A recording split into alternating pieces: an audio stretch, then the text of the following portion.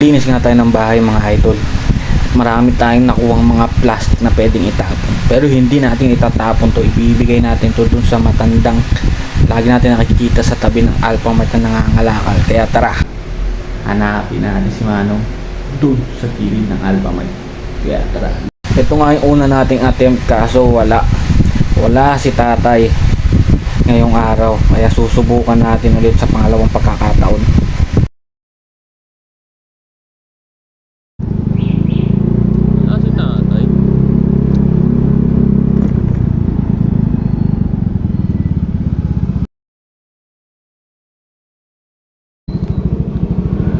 Kaya ano oras nakapunta dyan yung matandang nangangalakal dyan?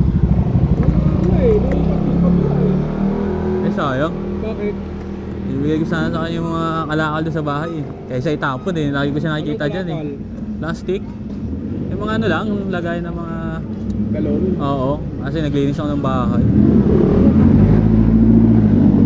Ano parang hindi siya nangangalakal na yung sa bahay? Impulse na yun? Eh naawa ko eh.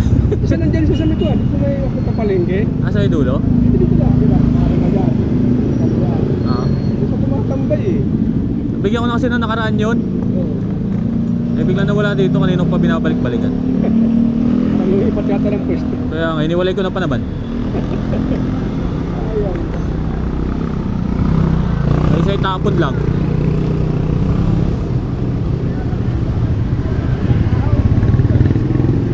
Nakita ko dyan mamaya. Ayan o. Oh, yung tinapo ko may kalakal yun eh. Marunong Sirang rice cooker sa heater. Ayan o. Eh, bibigay ko nga sa kanya eh. Hindi na napunta dito eh. Dati gabi ko yan dito. Kaya nga, araw-araw nakikita dito. Ikuta ko nga. Lumipat ng pwesto. Sa palengke? Oo, dito na. Yung bago dumating ng palengke. Yung Santa Lucia ba yun? Ah, Hindi nakapirmi yan. Lagi nakaupo sa may kalsada eh. yung ika-ika yun, di ba? Oo. Wawa nga yun. Say kuya, thank you. At dito nga mga idol, babakasakali pa rin tayo, baka makasalubong natin. Titingnan natin doon sa kabilang kanto, baka nandun lang si Manong at doon nangangalakal. Kasi ayoko na maitapon yung mga plastic bottle natin dito kasi nakakapanghinayang. Kung para sa atin walang kwenta yun at walang halaga, kitatay, malaking tulong na yun para sa pang-araw-araw. Pag naibenta ni tatay, sigurado laking tuwa nun sa kikitain.